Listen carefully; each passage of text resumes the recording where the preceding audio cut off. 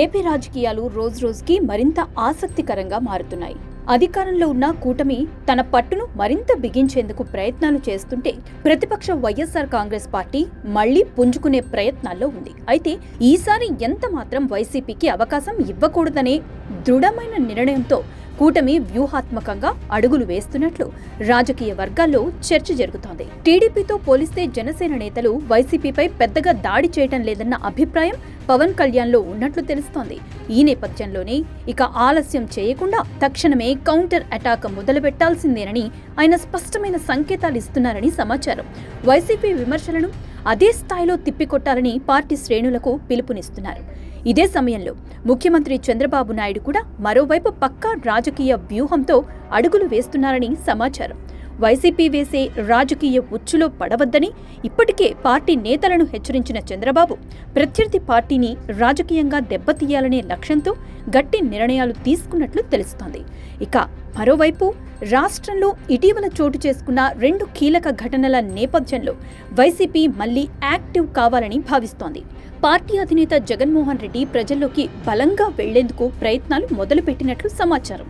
ఈ పరిస్థితుల్లో వైసీపీ పునరుద్ధరణను అడ్డుకునే దిశగా చంద్రబాబు రాజకీయ పావులు కదుపుతున్నారని పొలిటికల్ సర్కిల్లో చర్చ జోరుగా సాగుతోంది. ఎన్నికల్లో ఓటమి తర్వాత వైసీపీకి పెద్ద షాక్ తగిలింది. ఆ పార్టీకి చెందిన పలువురు కీలక నేతలు గుడ్ బై చెప్పి కూటమిలో చేరిపోయారు. కొందరు రాజ్యసభ, ఎమ్మెల్సీ పదవులను కూడా వదులుకున్నారు. ఒక దశలో భారీగా చేరికలు కొనసాగాయి. అయితే గతంతో పోలిస్తే ఇప్పుడు ఆ సంఖ్య కొంత తగ్గింది.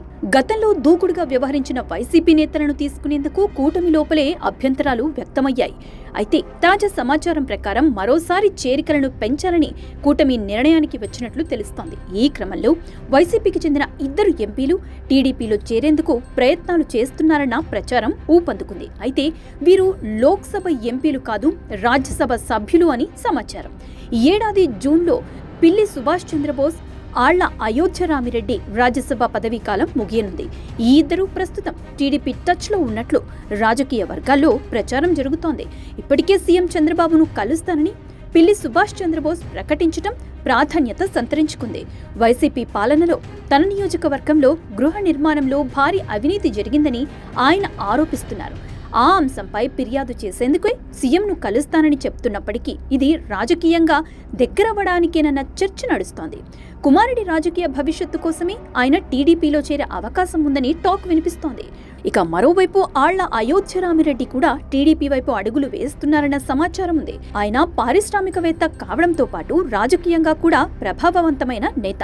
టీడీపీలోని ఒక కీలక నేత ఆయన చేరిక కోసం రంగంలోకి దిగినట్లు తెలుస్తోంది. ఆ నేత గతంలో వైసీపీలో ఉండి ఎన్నికలకు ముందు టీడీపీలో చేరి ఎంపీ అయ్యారు. జగన్మోహన్ రెడ్డిపై అసంతృప్తితో ఇప్పుడు వైసీపీ నుంచి చేరికకు తెర వెనుక ప్రయత్నాలు చేస్తున్నారని సమాచారం.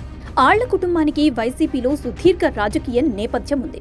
పార్టీ అభివృద్ధికి ఆ కుటుంబం కీలక పాత్ర పోషించింది.